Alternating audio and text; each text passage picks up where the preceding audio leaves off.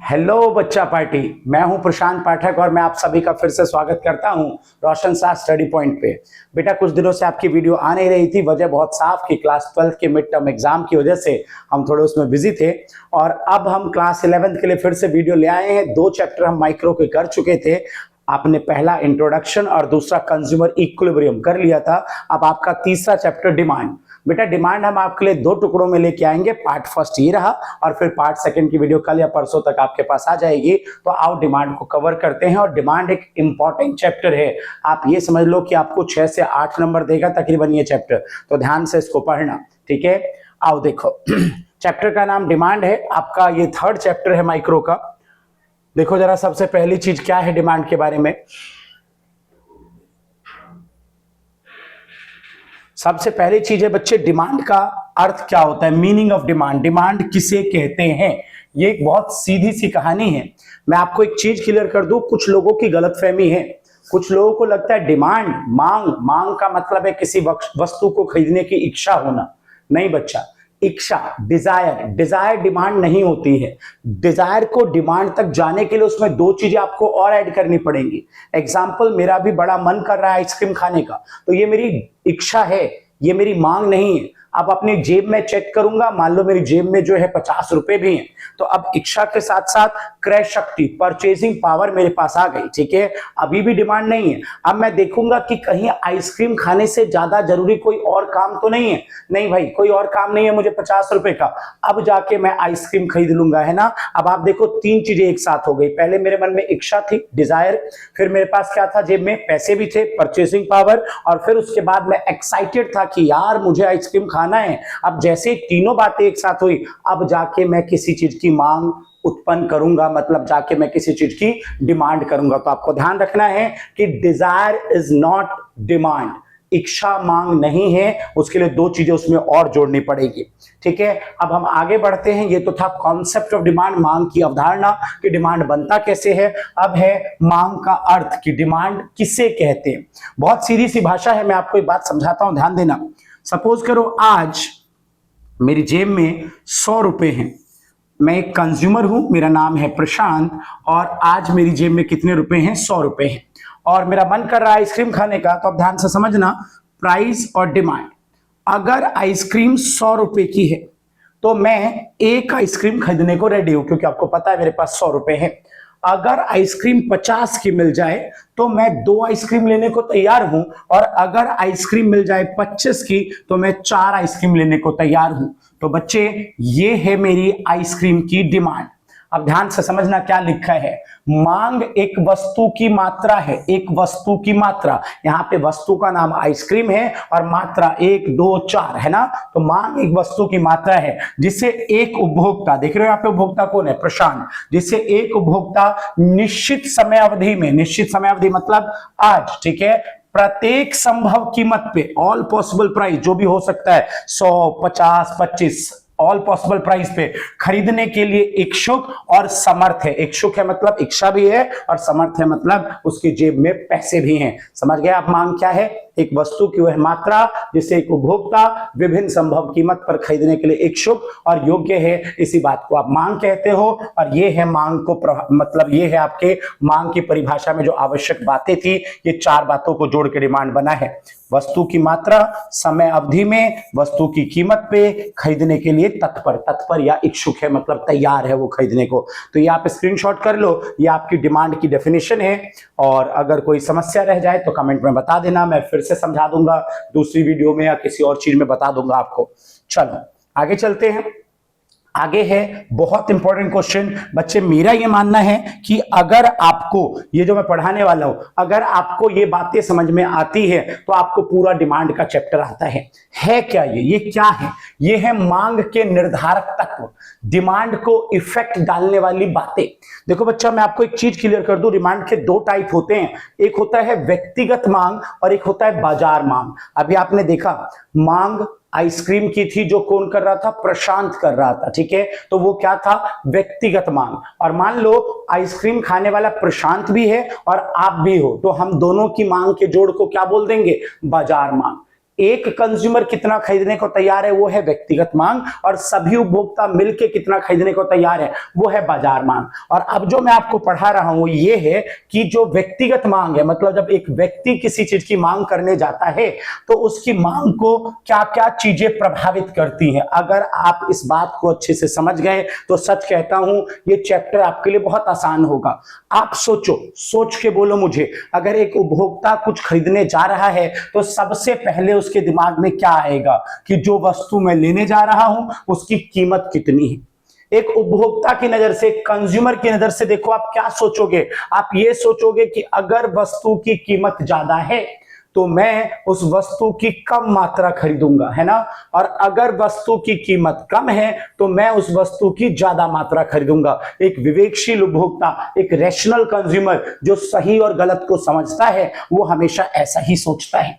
तो आपको पहली चीज पता होनी चाहिए कि मांग को प्रभावित करने वाली सबसे पहली बात है उस वस्तु की कीमत, और कीमत और मांग के बीच कैसा संबंध होता है, विपरीत संबंध होता है। आओ जरा एक बार देखो, दी गई वस्तु की कीमत मांग को प्रभावित करने वाला बहुत महत्वपूर्ण कारक है। सामान्यतः कीमत और मांगी गई मात्रा के बीच विपरीत संबंध देखने को मिलता है। इसका अर्थ है कि जब कीमत बढ़ती है तब उपभोक्ता संतुष्टि के स्तर में कमी के कारण मांगी जाने वाली मात्रा को कम, मतलब वस्तु की मांग को कम कर देता है।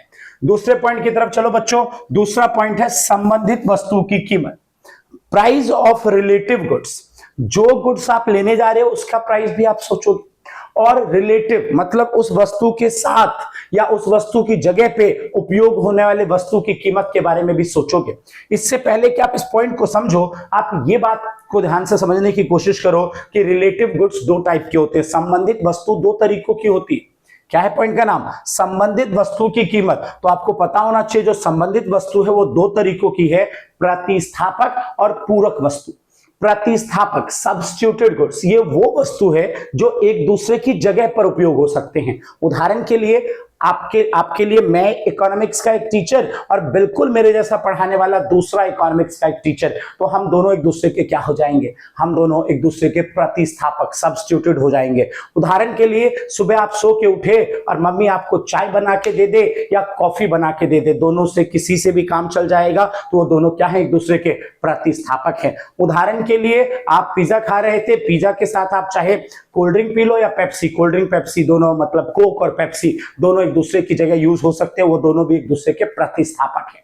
तो बच्चा जब उपभोक्ता किसी वस्तु को खरीदने जाता है तो उसका प्रतिस्थापक जो उसकी जगह यूज हो सकता है उसकी कीमत के बारे में भी जरूर सोचता है। क्या सोचता है अभी बताऊंगा, लेकिन सोचता जरूर है। दूसरा, पूरक वस्तु क्या है? पूरक वस्तु वो वस्तु है जिनका एक दूसरे के साथ ही उपयोग किया जाएगा, जैसे आईफोन और आईफोन का चार्जर, जैसे कार और कार में डलने वाला पेट्रोल, तो ये क्या है, पूरक वस्तु है। जैसे ये पैनल और इस पैनल के साथ यूज होने वाला ये पेन, ये दोनों क्या है, एक दूसरे के पूरक वस्तु है, कॉम्प्लीमेंट्री गुड्स है। तो बच्चा जब कोई उपभोक्ता किसी वस्तु को खरीदने जाता है तो दूसरे नंबर पे वो संबंधित वस्तु मतलब रिलेटिव गुड्स जो दो टाइप के होते हैं उनके प्राइस को जरूर सोचता है। तो इसका स्क्रीनशॉट कर लो, मैं आगे इसको पढ़ाता हूं। देखो आप, देखो क्या लिखा है बेटा, देखो क्या लिखा है कि भाई संबंधित वस्तु दो तरीकों की होती है, एक होती है प्रतिस्थापक, है ना, प्रतिस्थापक वस्तु या स्थानापन्न वस्तु मतलब सब्स्टिट्यूटेड गुड्स, और दूसरा क्या है आपके पास, पूरक वस्तु मतलब कॉम्प्लीमेंट्री गुड्स। मीनिंग मैं बता चुका हूं, और अब एक चीज और देखना, सोचना ध्यान से। आप मान लो चाय खरीदने गए, डिमांड आप करने गए हो टी की, और आपको पता चला कि प्राइस ऑफ कॉफी, बाजार में कॉफी सस्ती हो गई है। आप क्या करोगे? अगर मार्केट में कॉफी सस्ती हो गई और आप लेने गए थे चाय, तो आप क्या करोगे? चाय की जगह कॉफी यूज हो सकता है। अगर कॉफी सस्ता है और आप चाय खरीदने गए तो अब आप चाय की डिमांड कम कर दोगे, आप भी कॉफी लेना पसंद करोगे। ऐसे ही डिमांड ऑफ टी मान लो आप करने गए और आपको पता चला मार्केट में कॉफी महंगी हो गई, तो क्या होगा? आप तो चाय खरीदोगे ही खरीदोगे, साथ में और लोग जो पहले कॉफी ले रहे थे वो सब भी अब क्या करेंगे? वो सब भी टी की डिमांड बढ़ा देंगे। कहने का मतलब मेरा साफ ये है कि अगर सब्स्टिट्यूटेड गुड्स का प्राइस बढ़ जाए, जो प्रतिस्थापक वस्तु उसकी कीमत बढ़ जाए तो गिवन जो गुड्स होगा, जो दूसरी वस्तु होगी, उसकी मांग क्या हो जाएगी, बढ़ जाएगी। और अगर प्रतिस्थापक सस्ता हो जाए तो गिवन वस्तु की डिमांड कम हो जाएगी। कहने का मेरा मतलब ये है कि संबंध जो है वो पॉजिटिव है। एक और एग्जांपल देता हूं, मान लो इको का मैं एक टीचर और दूसरा बिल्कुल मेरे जैसे पढ़ाने वाला इको का टीचर, बिल्कुल मेरे जैसा। अगर वो दूसरा टीचर अपनी फी इंक्रीज कर दे, है ना, तो मेरी मांग बढ़ जाएगी, क्योंकि मैं और वो हम दोनों एक जैसा पढ़ाते हैं। और दूसरे टीचर ने अगर फीस बढ़ा दी तो उसके स्टूडेंट भी मेरे पास आएंगे और मेरे तो मेरे पास है ही, मतलब मेरी डिमांड बढ़ जाएगी। दूसरे के प्राइस के बढ़ने से मेरी डिमांड बढ़ गई और इसका उल्टा। ठीक है, अच्छा, पूरक में भी पहले समझ लो, फिर पढ़ते हैं कार और पेट्रोल। आप सोच के बोलना, अगर पेट्रोल के रेट बढ़ जाए तो बाजार में डिमांड ऑफ कार क्या होगी, डिमांड ऑफ कार कम हो जाएगी। और अगर पेट्रोल का प्राइस कम हो जाए तो डिमांड ऑफ कार ज्यादा हो जाएगी। मतलब कि पूरक वस्तु की जो कीमत होती है वो दी गई वस्तु पे विपरीत प्रभाव डालती है और कंज्यूमर इन दोनों के प्राइस को जरूर सोचता है। देखो जी क्या लिखा है, प्रतिस्थापक वस्तु वो वस्तु होती हैं जिन्हें एक विशेष आवश्यकता की पूर्ति के लिए एक दूसरे के स्थान पर प्रयोग में लाया जा सकता है, जैसे चाय और कॉफी। क्या इतनी बात ठीक है? प्रतिस्थापक सब्स्टिट्यूटेड गुड्स क्या है, जो एक दूसरे की जगह पे यूज होगा। आगे, प्रतिस्थापक वस्तु की कीमत में वृद्धि दी गई वस्तु की मांग को बढ़ा देती है। देखा आपने, अगर प्रतिस्थापक की कीमत बढ़ गई, कॉफी की कीमत बढ़ गई, तो चाय की मांग बाजार में क्या हो जाएगी, बढ़ जाएगी। और इसका विपरीत होता है, उल्टा भी होता है इसके। ठीक है, आओ देखो पूरक वस्तु क्या है। पूरक वस्तु वो होती है जिनका प्रयोग एक साथ एक विशेष आवश्यकता को पूरा करने के लिए किया जाता है। जैसे मेरी आवश्यकता है कि अभी मुझे आपको पढ़ाना है और आपको पढ़ाने के लिए बोर्ड और ये पेन दोनों साथ में यूज होंगे, तो दोनों क्या है, पूरक वस्तु है। इन्होंने एग्जांपल दिया चाय और चीनी, और देखो क्या लिखा है कि पूरक वस्तु की कीमत में वृद्धि दी गई वस्तु की मांग को कम हो जाती है। मतलब कि अगर पूरक वस्तु कॉम्प्लीमेंट्री गुड्स महंगा हो गया, मैंने पेट्रोल और कार का एग्जांपल लिया था, पेट्रोल महंगा हो गया तो बाजार में कार की डिमांड क्या हो जाएगी, कम हो जाएगी। पेट्रोल सस्ता हो गया तो बाजार में कार की डिमांड क्या हो जाएगी, ज्यादा। यहां पे नेगेटिव याद रखो आप। पूरक में संबंध कैसा होता है, ऋणात्मक, और प्रतिस्थापक में संबंध कैसा होता है, धनात्मक। बच्चा कर लो स्क्रीनशॉट, बहुत इंपॉर्टेंट पॉइंट्स चल रहे हैं ये। अगर आपको डिमांड सीखना है तो ये सारे फैक्टर, ये सारी बातें जो डिमांड को इफेक्ट डालती हैं, पहला वस्तु की खुद की कीमत और दूसरा रिलेटिव गुड्स, उसके अंदर 2 पॉइंट प्रतिस्थापक पूरक, बहुत इंपॉर्टेंट है।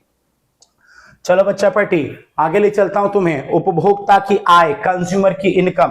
भाई पता होना चाहिए आपको कि कंज्यूमर की इनकम भी डिमांड को असर डालती है। कंज्यूमर की इनकम 2 पार्ट्स में डिवाइडेड है। मतलब कंज्यूमर की इनकम के बिहाफ पे अगर आप देखते हो तो वस्तु 2 हिस्सों में बटा हुआ है। एक सामान्य वस्तु और दूसरा आपका घटिया वस्तु, जिसको आप निम्न कोटि वस्तु भी बोलते हो, इंफीरियर गुड्स भी बोलते हो। ठीक है, अब आप पहले मेरी एक बात ध्यान से सुन लो। देखो, कोई भी ऐसी चीज जो कंज्यूमर की इनकम के साथ साथ चले वो है सामान्य वस्तु, और कोई भी ऐसी चीज जो कंज्यूमर की इनकम के विपरीत चले वो है घटिया वस्तु। उदाहरण के लिए ले लेते हैं बासमती राइस, बासमती चावल और राशन वाले मोटे चावल। अब आप बताओ, अगर आपके पापा की इनकम बढ़ जाए, आपके पापा की सैलरी बढ़ जाए, तो आप क्या करोगे, बासमती राइस की डिमांड को बढ़ा दोगे, है ना, और राशन वाले जो घटिया मोटे वाले राइस होते हैं उसकी डिमांड को क्या कर दोगे, कम कर दोगे। तो अब देखो, इनकम के साथ कौन चला और इनकम के अपोजिट कौन चला। इनकम के साथ चल रहा है बासमती राइस और इनकम के अपोजिट चल रहा है कौन, राशन वाले मोटे राइस। तो राशन वाले मोटे राइस जो है वो इंफीरियर, मतलब घटिया वस्तु है, और जो आपका दूसरा है बासमती राइस वो क्या है, वो सामान्य वस्तु है। तो आपको पता होना चाहिए कि अगर गुड्स कैसा है, अगर नॉर्मल गुड्स है, सामान्य वस्तु है, तो इनकम के साथ उसका पॉजिटिव रिलेशन होगा, और इंफीरियर घटिया वस्तु है तो उसका इनकम के साथ कैसा रिलेशन होगा बच्चा, नेगेटिव रिलेशन होगा। आपको ध्यान रखना है। देखो क्या लिखा हुआ है, एक वस्तु की मांग उपभोक्ता की आय से भी प्रभावित होती है, परंतु आय में परिवर्तन का मांग पर प्रभाव विचाराधीन वस्तु की प्रकृति पर निर्भर करता है। यदि दी गई वस्तु एक सामान्य वस्तु है, सामान्य मतलब बेटा नॉर्मल, तो मैंने क्या बताया, नॉर्मल में कैसा होता है, पॉजिटिव, तो क्या होगा, आय में आय के बढ़ने से इसकी मांग बढ़ जाएगी, जैसा कि मैंने आपको बोला, और आय के कम होने से इसकी मांग कम हो जाएगी। लेकिन अगर दी गई वस्तु कैसी वस्तु है बेटा? घटिया, घटिया, इंफीरियर, तो उसमें कैसा रिलेशन होता है? मैंने बताया आपको, नेगेटिव, है ना। आय के बढ़ने से उपभोक्ता वस्तु की मांग को क्या कर देगा? कम, और आय के कम होने से उस वस्तु की मांग को बढ़ा दिया जाएगा। तो कर लीजिए स्क्रीनशॉट, आपका ये टॉपिक है। आगे चलते हैं, पॉइंट नंबर 4 की तरफ चलते हैं। कर लो स्क्रीनशॉट बच्चा। पॉइंट नंबर 4 पे चलते हैं। 4 देखो क्या लिखा हुआ है, अभिरुचि और प्राथमिकता, टेस्ट एंड प्रेफरेंस। पहले तो आप ये समझो कि किसी भी चीज को लेके हमारा टेस्ट एंड प्रेफरेंस बनता कैसे है। प्रचार देख देख के टेस्ट एंड प्रेफरेंस बनता है। क्या चल रहा है? फॉग, है ना। क्या चल रहा है? फॉग चल रहा है। तो क्या हुआ, सारे लड़कों को कौन सा परफ्यूम लेना था? फॉग वाला परफ्यूम लेना था। ठीक है। दूसरी बात, एक तो एडवर्टीजमेंट से हमारा टेस्ट एंड प्रेफरेंस बनता है। दूसरा मौसम, वेदर, अब सर्दियां आने वाली है कुछ दिनों में, तो अब कोई हाफ टी शर्ट की डिमांड नहीं करेगा। तीसरा फैशन, फैशन में क्या है ना, तो एडवर्टीजमेंट, वेदर, फैशन, ट्रेंड, ये सारी चीजें हमारे टेस्ट एंड प्रेफरेंस को इफेक्ट डालती है। और देखो बच्चा, अगर आपका टेस्ट एंड प्रेफरेंस, रुचि और प्राथमिकता किसी चीज को लेके बढ़ गया, तो फिर भैया कुछ भी हो, कितने का भी हो, हम उसकी डिमांड क्या करेंगे? बढ़ा देंगे। और इसके विपरीत, अगर टेस्ट एंड प्रेफरेंस हमारा किसी चीज को लेके घट गया है, तो हम उस वस्तु की डिमांड को क्या कर देंगे? घटा देंगे। ठीक है।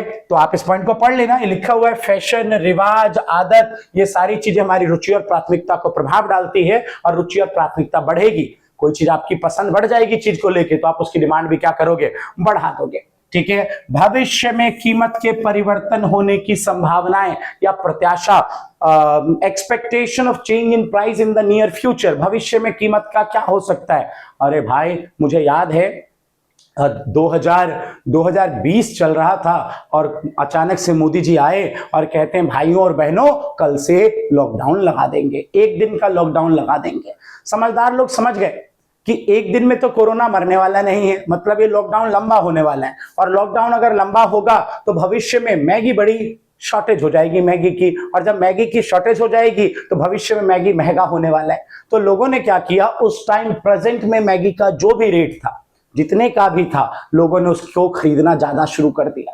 कहने का मतलब कि अगर आपको उम्मीद है कि कोई चीज भविष्य में महंगी होने वाली है, तो एक उपभोक्ता होने के नाते प्रेजेंट में आप उसकी डिमांड बढ़ा दोगे। और अगर कोई चीज सस्ती होने की उम्मीद है, तो फिर आप प्रेजेंट में, वर्तमान में उसकी मांग को कम कर दोगे। देखो क्या लिखा हुआ है, यदि किसी वस्तु की कीमत निकट भविष्य में बढ़ने की संभावना हो, तब लोग उसकी सामान्यता खरीदी जाने वाली मात्रा से अधिक मात्रा खरीदते हैं। और वर्तमान अवधि में भविष्य में कीमत परिवर्तन की संभावना और मांग में परिवर्तन के बीच प्रत्यक्ष संबंध होता है। मतलब अगर प्राइस फ्यूचर में बढ़ने वाला है, अगर आपको लग रहा है कि कीमत भविष्य में बढ़ेगी, तो अभी आप मांग क्या करो? कम कर लो भैया, सॉरी, अभी आप मांग क्या करो? उसकी बढ़ा लो। प्रत्यक्ष संबंध ना बेटा, ये लिखा ना प्रत्यक्ष संबंध, तो अभी आप उसकी मांग क्या कर लो? बढ़ा लो। और अगर प्राइस फ्यूचर में घटने वाला है, तो अभी क्यों खरीद रहा है भाई? अभी इंतजार कर, अभी डिमांड कम कर ले, जब सस्ता होगा तब लियो। कर लो बच्चा स्क्रीनशॉट।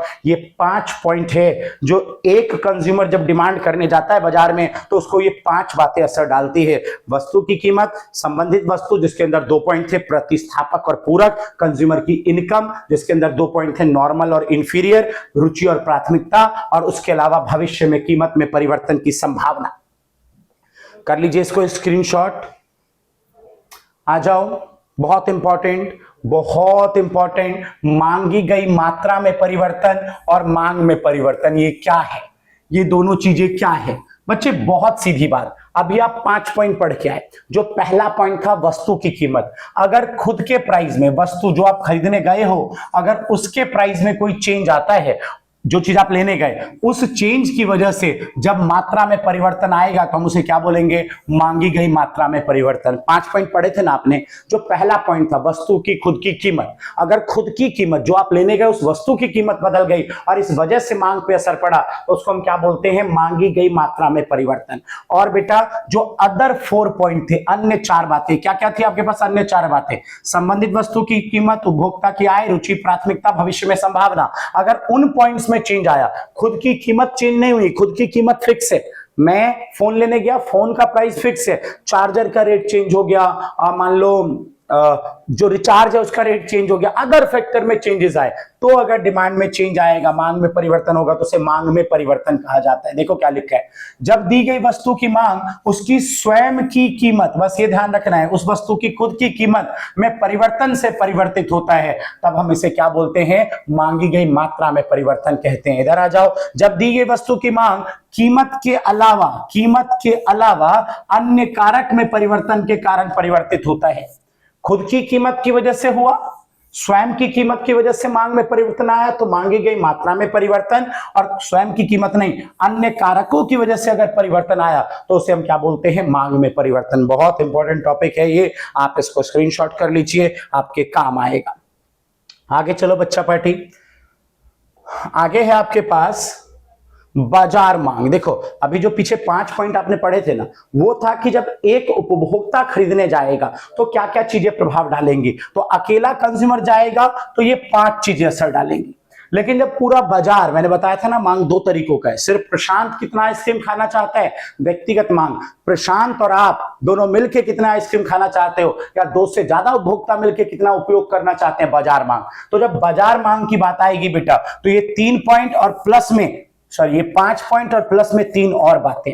पहला, जनसंख्या का आकार।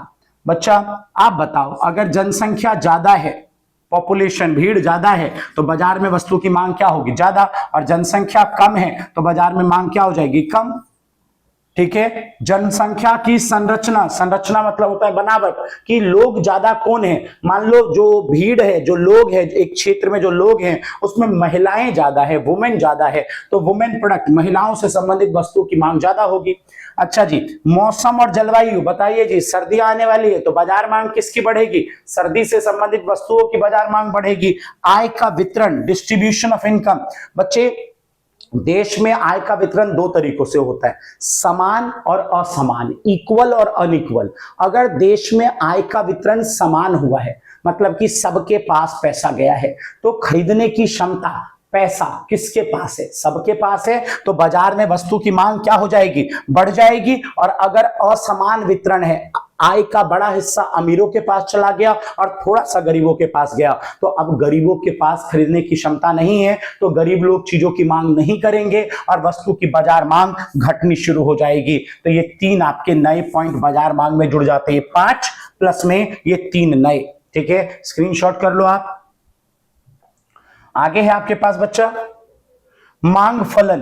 बहुत सीधी सी बात, क्या है मांग फलन? अभी आपने देखा डिमांड को असर डालने वाली बहुत सारी चीजें होती हैं, तो अगर उनमें से कोई भी पॉइंट बदलेगा, इंडिविजुअल व्यक्तिगत में 5 और बाजार में 8, अगर इनमें से कोई भी पॉइंट बदलेगा तो इस वजह से डिमांड में परिवर्तन आएगा, और इन्हीं दोनों के संबंध को, रिलेशन को हम डिमांड फंक्शन, मांग फलन कहते हैं। मांग को प्रभावित करने वाले तत्व, डिमांड को अफेक्ट करने वाले फैक्टर्स के चेंज होने से, अगर डिमांड में कोई चेंज आया तो दोनों के रिलेशन को क्या बोलेंगे, डिमांड फंक्शन, मांग फलन। देखो क्या लिखा है, मांग फलन एक विशेष वस्तु की मांगी जाने वाली मात्रा और इनको प्रभावित करने वाले कारकों के बीच का संबंध होता है।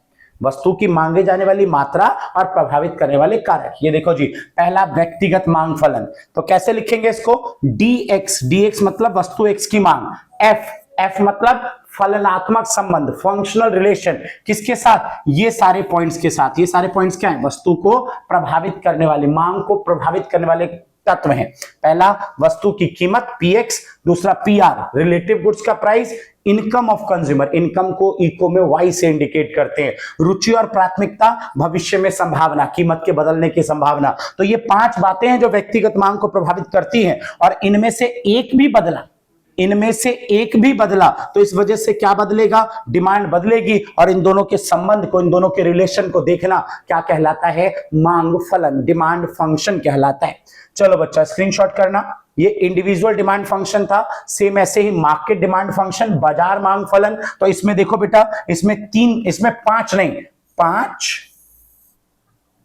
है ना, प्लस में 3, 8 पॉइंट। अगर इन 8 में से कोई भी बदला तो इस वजह से कौन चेंज होगा, हमारा, इस वजह से हमारा डिमांड चेंज होगा, और इन दोनों के बीच के रिलेशन को, जो डिमांड में चेंज आया और जो इन पॉइंट्स में चेंज आया, दोनों के रिलेशन को बाजार मांग फलन, मार्केट डिमांड फंक्शन कहते हैं। देखो क्या लिखा है, मांग फलन बाजार मांग और बाजार मांग को प्रभावित करने वाले कारकों के बीच फलनात्मक संबंध से है। फलनात्मक का मतलब होता है कि जब ये बदलेंगे तो डिमांड में क्या चेंज आएगा, क्या असर पड़ेगा, उसको ये बताता है।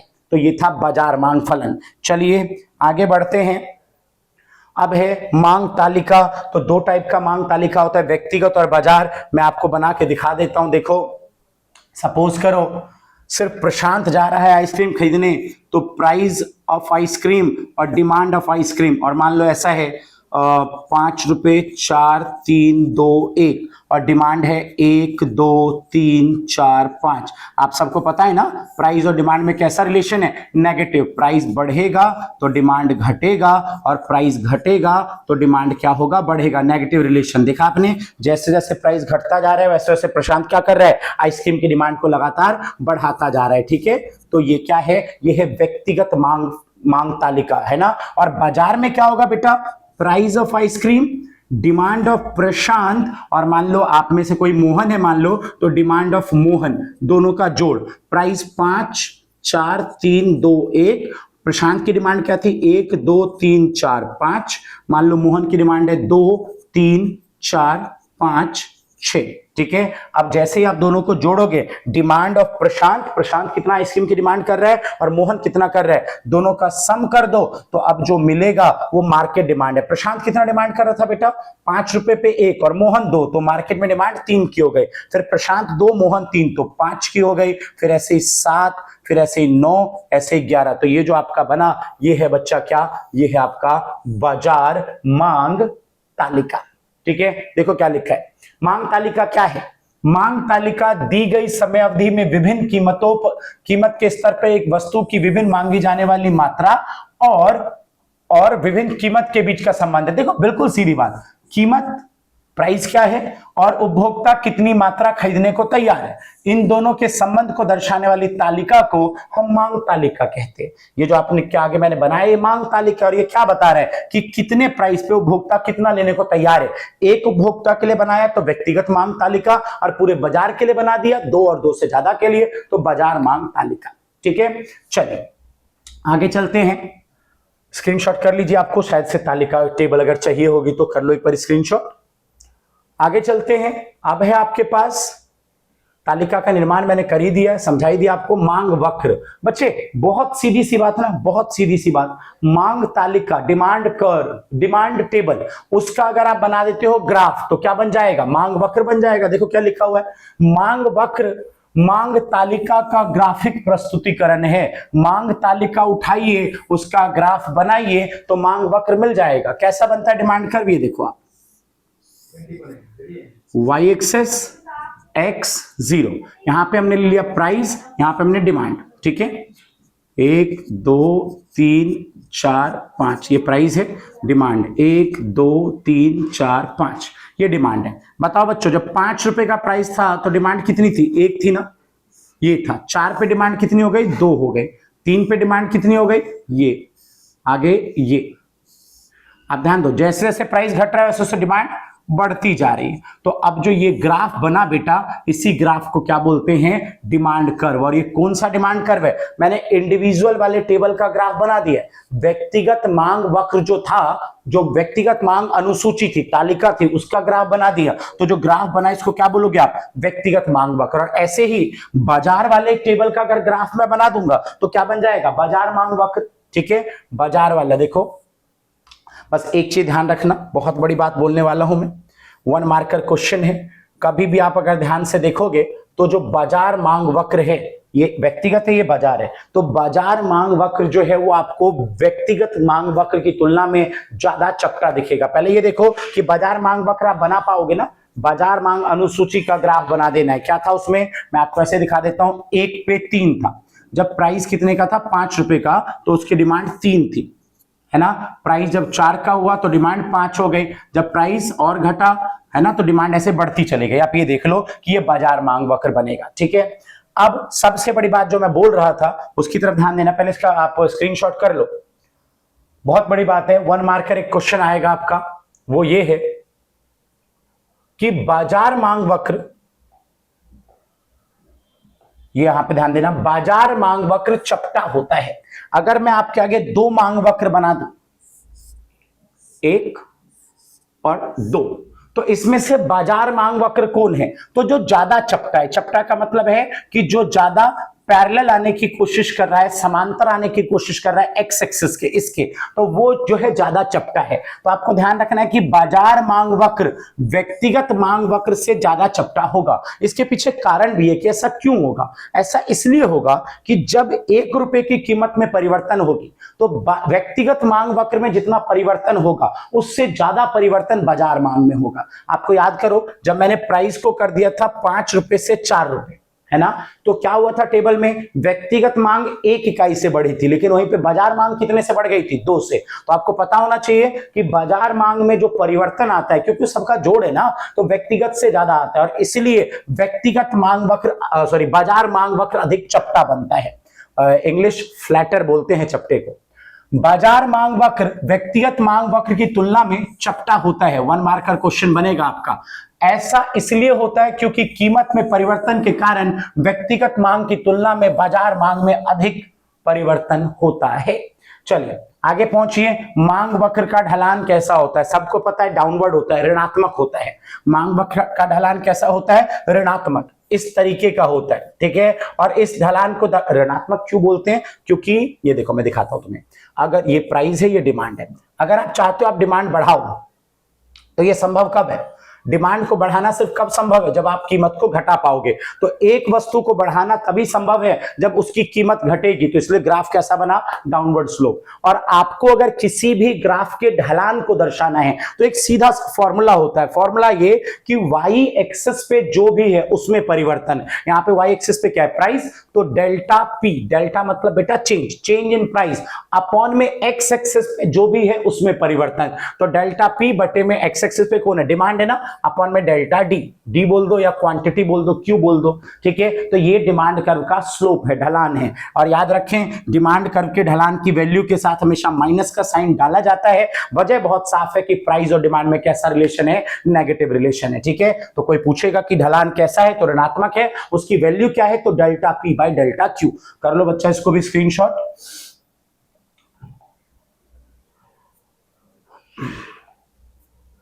ठीक है, तो आपके लिए फर्स्ट पार्ट में हम इतना ही लेके आए हैं। अब आप लोगों की जिम्मेदारी है, 2 जिम्मेदारी है। एक तो यार इसको देखो, अच्छे से पढ़ो, और दूसरी जिम्मेदारी, बार बार क्यों रिपीट करूं, सबको शेयर कर दो, सबकी हेल्प करो। चलो बच्चों, नेक्स्ट वीडियो लेके आते हैं। बाय, ऑल द बेस्ट, जय श्री राम।